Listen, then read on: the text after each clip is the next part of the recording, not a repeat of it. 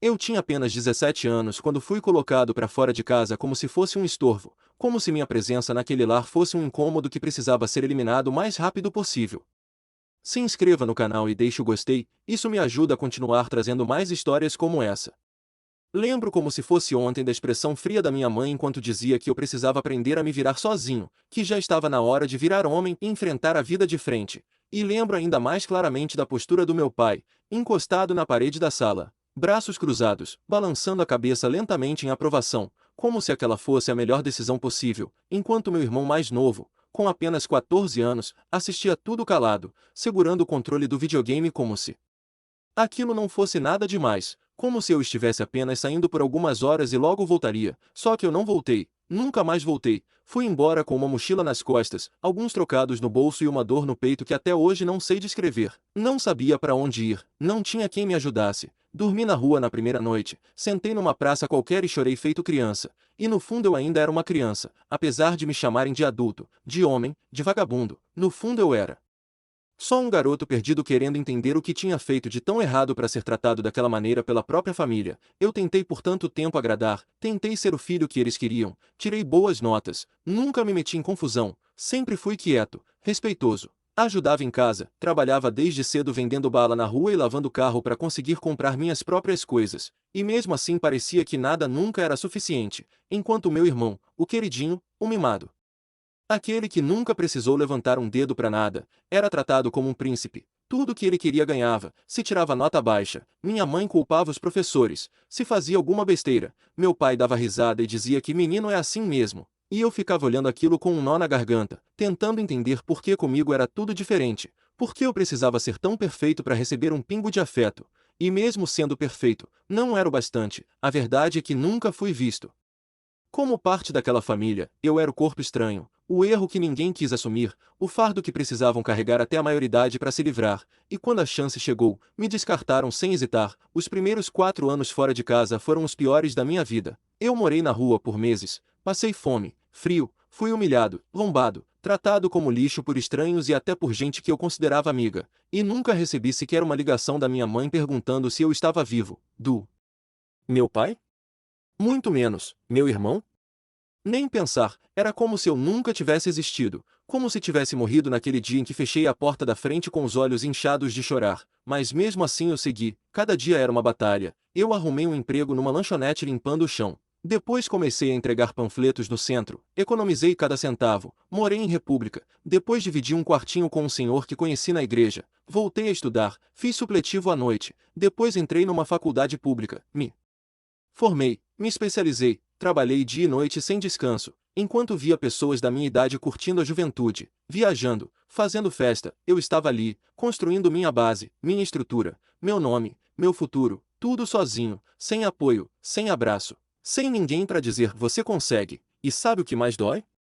Saber que mesmo depois de tudo que eu conquistei, eles ainda acham que podem simplesmente aparecer e agir como se nada tivesse acontecido, como se os anos de desprezo e abandono fossem um detalhe insignificante. Há pouco mais de um ano, depois que comecei a aparecer na mídia por conta da empresa que fundei, minha mãe me mandou uma mensagem no WhatsApp, uma mensagem fria, formal, quase como quem escreve para um desconhecido, dizendo que estava orgulhosa de mim e que queria conversar. Eu li aquilo com o celular tremendo nas mãos, não sabia se ria ou se chorava, não sabia se respondia ou apagava. Fiquei horas encarando a tela, lembrando de todas as noites que passei chorando debaixo de um viaduto, lembrando da vez que quase fui preso por tentar dormir num banco de praça, lembrando da comida estragada que comi para não morrer de fome.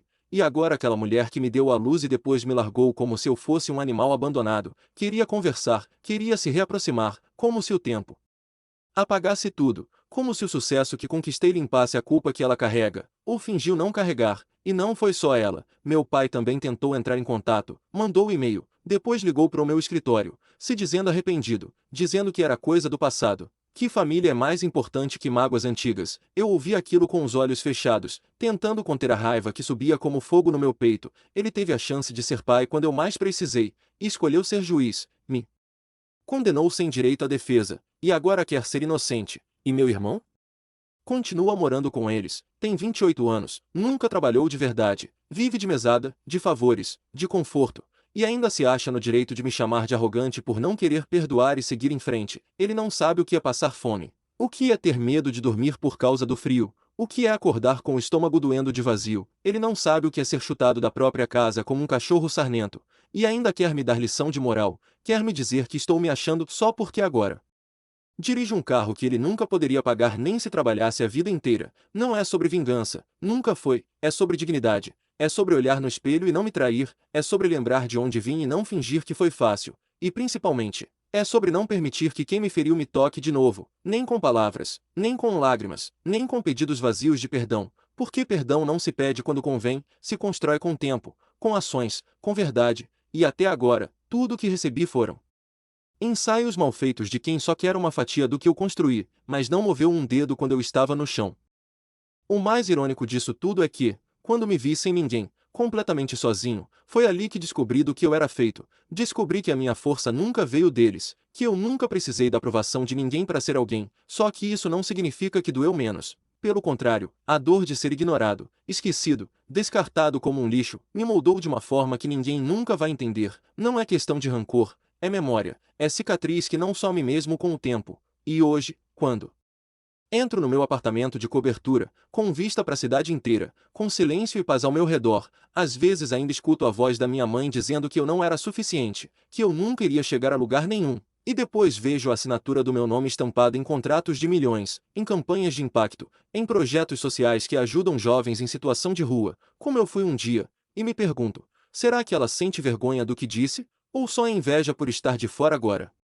Eles não me procuraram quando eu estava no hospital com pneumonia depois de passar noites dormindo ao relento, não me procuraram quando eu implorei por um lugar para passar o Natal, não mandaram nenhuma mensagem quando descobriram que eu tinha passado na faculdade pública, sequer compareceram na minha formatura, mesmo tendo sido convidados por uma amiga que os achou no Facebook, ignoraram todas as chances que tiveram de mostrar arrependimento sincero, de estender a mão antes que eu subisse, mas agora que estou no topo, querem escalar em mim para não afundarem junto com os erros que cometeram.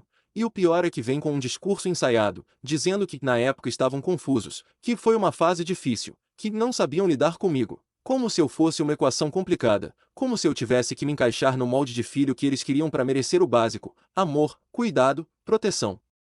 Uma vez, anos atrás, quando ainda morava num quartinho apertado no fundo de uma oficina, encontrei meu irmão por acaso na rua. Ele estava saindo de um restaurante caro com amigos, rindo alto, com um relógio de marca no pulso e os olhos vidrados no celular. Passei por ele a menos de 2 metros e ele fingiu que não me viu, como se tivesse vergonha de ser meu irmão, como se minha presença sujasse a imagem que ele queria manter para os outros. Eu nunca esqueci esse dia. Voltei pro quarto e chorei em silêncio, deitado numa cama que rangia, coberto por um lençol furado, e prometi para mim mesmo que um dia ele teria que me olhar nos olhos, não como um mendigo invisível, mas como alguém que ele nunca mais teria o direito de menosprezar. E esse dia chegou, porque algumas semanas atrás ele apareceu no meu escritório, sem avisar, pedindo ajuda, dizendo que tinha feito dívidas, que precisava de um empréstimo para não perder o carro, o apartamento, o estilo de vida que sempre teve bancado pelos nossos pais. E eu fiquei ali, sentado na minha poltrona de couro, ouvindo o mesmo cara que fingiu que eu não existia, agora implorando por ajuda. E sabe o que ele disse? Você é meu irmão, tem a obrigação de me ajudar. Essa frase ecoou na minha mente como um soco. A obrigação que eles nunca sentiram por mim, agora era usada como argumento para tentar arrancar algo que não lhes pertence. Não é rancor, é justiça, é equilíbrio. Ele saiu dali sem um centavo, e com os olhos marejados, não porque sentia culpa, mas porque o orgulho dele foi ferido. Porque pela primeira vez, ele não conseguiu o que queria, e eu? Eu fechei a porta atrás dele com um alívio no peito, como se um capítulo tivesse finalmente sido encerrado, mas ainda falta o restante da história, porque agora minha mãe me liga quase toda semana. Minha caixa de entrada está cheia de mensagens do meu pai dizendo que sente saudade, que quer me ver, e até tios e primos com quem nunca tive contato passaram a comentar nas minhas redes sociais, elogiando meu trabalho, chamando de guerreiro, de exemplo de superação, como se todos tivessem estado ao meu lado desde o início, como se a dor tivesse sido coletiva e não exclusivamente minha, como se a ausência deles pudesse ser maquiada com emojis e frases bonitas. E sabe qual foi o ápice? O convite para o aniversário de 60 anos do meu pai, enviado com um papel timbrado, como se fosse um evento importante, como se eu tivesse a obrigação de aparecer, como se fossemos uma família unida e eu estivesse apenas afastado por questões de agenda. Aquilo me causou riso e náusea ao mesmo tempo. Li aquele convite e lembrei do dia que ele gritou comigo, me chamando de fracassado, dizendo que eu nunca daria orgulho para ninguém, que eu era uma decepção. e agora quer me exibir como troféu na frente dos amigos, quer mostrar que o filho renegado deu certo, mas não porque ele ajudou, e sim apesar dele. Eu rasguei o convite, joguei no lixo e segui com meu dia, porque aprendi que o silêncio às vezes grita mais alto do que qualquer resposta, e minha ausência naquele evento valeu mais do que qualquer discurso que eu pudesse fazer. Doeu? Claro que doeu, ainda dói, mas eu não vou mais me dobrar para agradar quem nunca se abaixou para me levantar. O silêncio virou meu escudo. Durante muito tempo eu achei que precisava de uma explicação, uma conversa final, uma espécie de reconciliação teatral onde todos chorariam, se abraçariam e seguiriam em frente como se nada tivesse acontecido. Mas a vida real não é novela, e tem mágoa que não se desfaz com pedido de desculpas.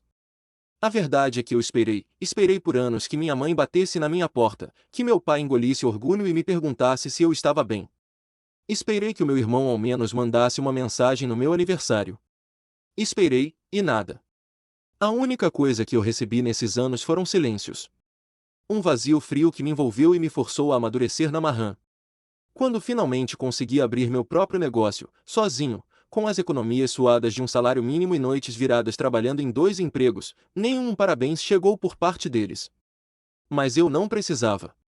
Eu tinha construído aquilo com as minhas próprias mãos. Não era só um negócio, era um grito de independência, era uma resposta para todas as vezes que me disseram que eu não conseguiria.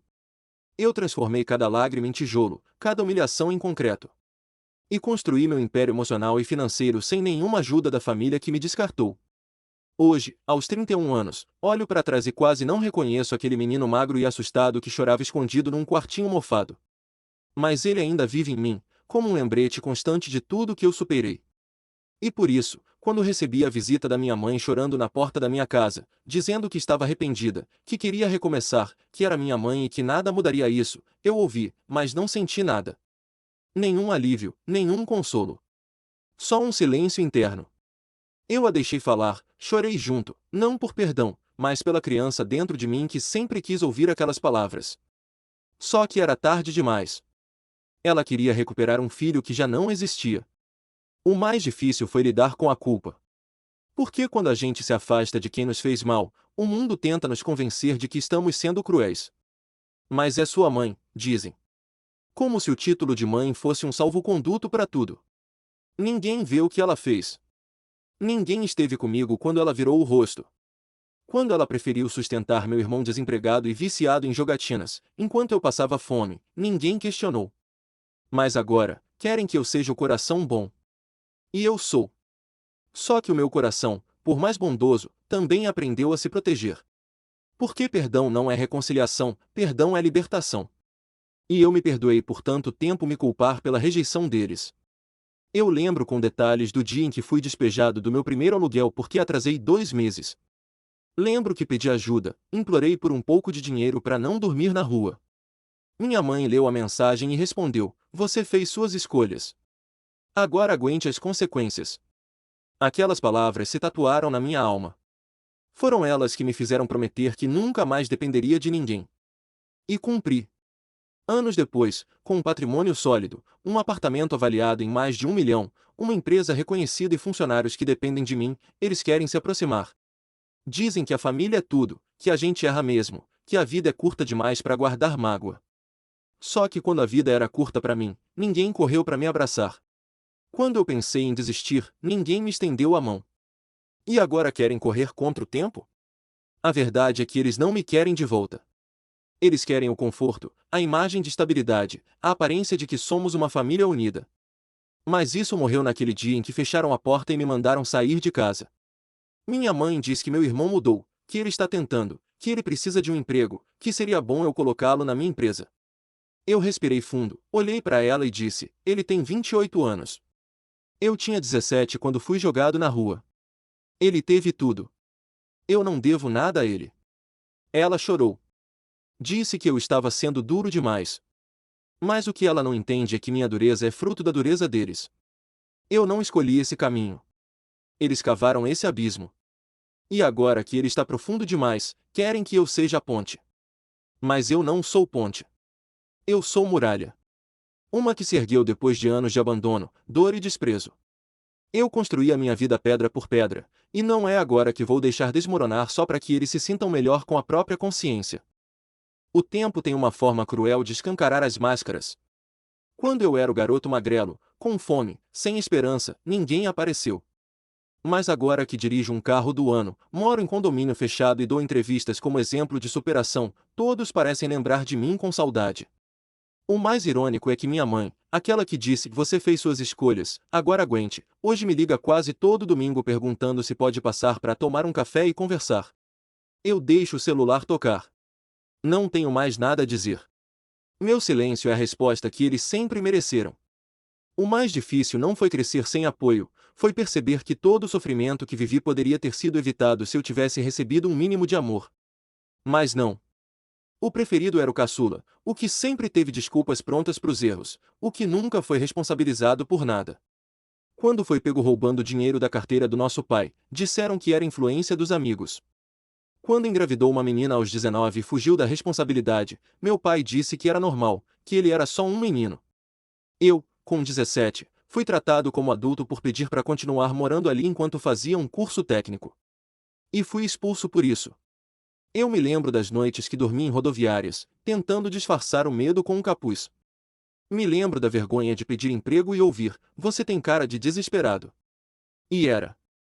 Eu estava desesperado. Mas mesmo assim, levantei todos os dias e lutei. Ninguém fez isso por mim.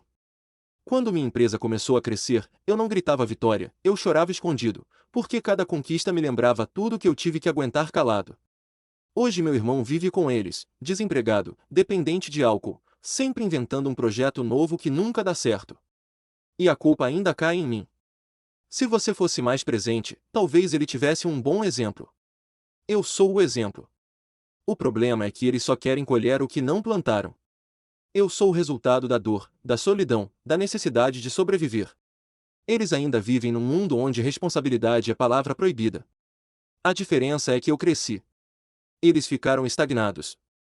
Recentemente, minha mãe veio com uma proposta absurda: queria que eu comprasse um apartamento para o meu irmão, para ele recomeçar longe das más influências. Ela chorou. Usou o discurso da união familiar, da segunda chance. E eu, pela primeira vez em muito tempo, não gritei, não chorei, não me revoltei. Eu só olhei para ela e disse: "Mãe, eu passei fome." Ele teve cama, comida e carinho. A segunda chance era minha, e ninguém me deu. Ela ficou em silêncio. E eu também. Porque às vezes, o silêncio diz tudo. O silêncio é a única resposta possível quando as palavras já foram todas jogadas ao vento anos atrás e ninguém se importou em escutá-las. Aos 31 anos, sou respeitado, admirado, desejado. Mas a criança dentro de mim, aquela que só queria ser aceita, entendeu que não precisa mais da aprovação deles. Eu não construí minha vida para provar nada. Eu construí para me libertar. E é por isso que hoje, mesmo que eles se ajoelhem, implorem, mandem mensagens emocionadas, eu não volto. Eu não abro espaço. Porque se eu ceder, vou negar tudo que vivi, tudo que superei. E tem mais, eu não sou cruel. Só não sou burro. Perdoar não é esquecer, e eu me lembro de cada noite em que chorei sozinho. Eles querem conforto, e isso eu não vou dar. Meu irmão quer emprego? Que faça currículo. Quer ajuda? Que procure tratamento. Mas não conte comigo. Porque eu não sou responsável por salvar quem sempre foi protegido enquanto eu era jogado aos lobos. Os anos me ensinaram algo que nenhuma escola ensina, que a dor também é uma professora. Enquanto muitos aprendem com abraços, eu aprendi com o abandono.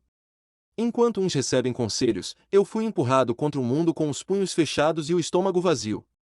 E sabe o que é mais louco? Hoje eu agradeço. Não a eles, mas à dor. Porque ela me moldou. Me ensinou a ser firme, a enxergar além da máscara que cada um veste, até mesmo a minha. Tem quem diga que carregar mágoa corrói. E talvez corroa mesmo. Mas o que me corroeu de verdade foi a expectativa de amor onde nunca houve reciprocidade. Eu não sou ingrato. Eu só me recusei a continuar sendo o filho invisível, o irmão descartável. Durante anos, me perguntaram: "Você não sente falta deles?" E eu fingia que não. Mas a verdade é que sim, eu sentia. Até perceber que a falta que eu sentia não era deles, era do que eu imaginava que eles poderiam ter sido. Eu estava apegado a uma ideia, não às pessoas reais. A minha história não é de vingança. É de redenção pessoal. Eles me expulsaram dizendo que eu não dava orgulho. Hoje sou eu quem não sente orgulho deles. O jogo virou, mas não porque eu joguei sujo. Eu apenas parei de aceitar as regras que me mantinham por baixo. E quando parei de implorar por amor, comecei a atrair respeito. Não deles, da vida. Certa vez, meu pai me mandou uma mensagem: "Você cresceu, parabéns. Mas família é família. Não vire as costas." Aquilo me deu náuseas. Porque foi ele quem virou as costas primeiro. E agora, quando o orgulho dá lugar ao interesse, ele quer posar de sábio. Não. A conta chegou, e eu não vou pagar de novo por um prato que nem comi. Minha infância foi uma ceia de ausências. Eu não sou de guardar rancor, mas também não sou de esquecer. E o que eles fizeram comigo, ou melhor, o que deixaram de fazer, deixou marcas profundas. Eles ainda tentam se justificar, dizendo que, na época, foi o melhor a se fazer. Mas o melhor para quem? Me colocar na rua com 17 e manter meu irmão no colo até os 28 foi justo? Não. Foi cruel. Foi preferencial. Foi abandono disfarçado de disciplina. Hoje eles querem fotos juntos, querem minha presença no Natal, querem que eu poste no Instagram o quanto somos unidos. Mas união não se força, se constrói. E eles demoliram o pouco que havia. Eu sou a ruína reconstruída. E não volto para a zona do desastre. E a verdade é que eu também aprendi a ser feliz. Com amigos que se tornaram irmãos, com minha própria família construída do zero, com cada meta alcançada sem nenhum apoio deles. Aprendi a viver sem olhar para trás, embora às vezes ainda doa. Porque tem dores que a gente não supera, só aprende a carregar com dignidade. Tem noites em que o silêncio ainda pesa. Não porque eu sinta falta deles, mas porque certas feridas, mesmo cicatrizadas, ainda ardem quando o tempo muda. Às vezes me pego olhando pro teto, lembrando daquele garoto de 17 anos parado no portão com uma mochila nas costas e o mundo desmoronando dentro do peito. Ele não tinha para onde ir, não sabia quem era, só sabia que não era amado ali. E hoje, quando olho no espelho, eu o vejo nos meus olhos. Não com pena, mas com orgulho. Porque ele sobreviveu. Porque ele virou o homem que ninguém acreditava que ele se tornaria. Meu irmão mais novo continua na casa dos meus pais. Já tentou falar comigo algumas vezes. Diz que sente vergonha de ter ficado em silêncio quando eu fui expulso, que era novo demais para entender. Talvez seja verdade. Mas o silêncio dele também gritou. E naquela época, um grito podia ter me salvo de tantas noites sem teto, sem comida, sem rumo. Hoje ele tem 28 anos, e nunca pagou um aluguel. Eu, com 31, já comprei minha segunda casa. A diferença não está nas posses. Está na jornada. Eu caminhei com os pés feridos, ele foi carregado o tempo todo. Minha mãe me liga de vez em quando. Pergunta como estou, se estou comendo direito, se ainda gosto de lasanha. Ela tenta puxar conversa como se não tivesse me jogado fora como um pedaço de lixo inconveniente. Eu respondo com educação. Mas meu coração não vibra mais por ela. Mãe é quem cuida. Quem ama. Quem protege. Ela falhou em todas essas funções. E quando eu mais precisei, ela virou o rosto como se eu não fosse nada. Eu era o filho que dava trabalho. O que não fazia tudo certinho. O que não se encaixava na vitrine da família perfeita. O que mais me dói, e talvez sempre doa, é saber que tudo isso poderia ter sido diferente. Bastava um gesto. Um abraço. Uma palavra. Mas eles escolheram me perder. E agora que me vêm vencendo, tentam me recuperar não por amor, mas por conveniência. Querem ser parte do que construí sem terem ajudado a levantar um tijolo.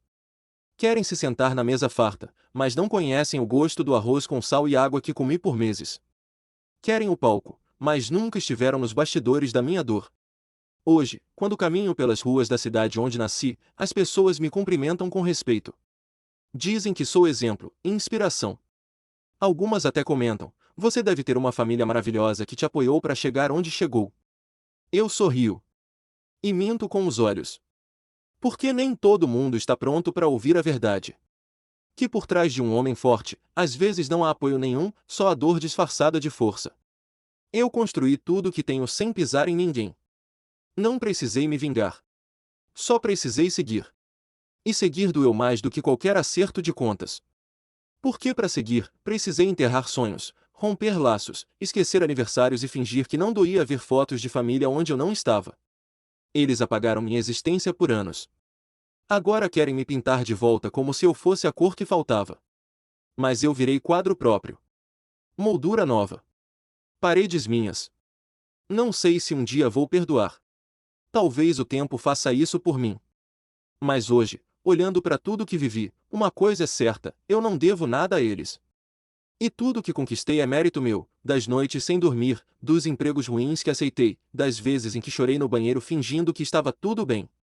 Eu sou o resultado da dor que me moldou, do abandono que me fortaleceu e da solidão que me ensinou a me bastar. Se você está ouvindo isso e passou por algo parecido, saiba que você não está sozinho. Talvez você também tenha sido excluído, o esquecido, o expulso. Mas isso não define quem você vai ser. Eles podem ter te tirado de casa, mas não podem tirar de você a capacidade de recomeçar. E se hoje você ainda carrega essa dor, transforme ela em combustível. Porque quando ninguém acredita, o mundo inteiro pode ser vencido com silêncio e persistência. Eu era o fracassado. O problema. O erro. Hoje sou a exceção. O orgulho de desconhecidos e a ferida aberta daqueles que me negaram. E sinceramente, isso basta. Porque mais importante do que ser amado por quem não me quis, é me amar por tudo o que enfrentei. Se tiver gostado, comente e compartilhe para eu trazer mais conteúdos como esse. Obrigado e até logo.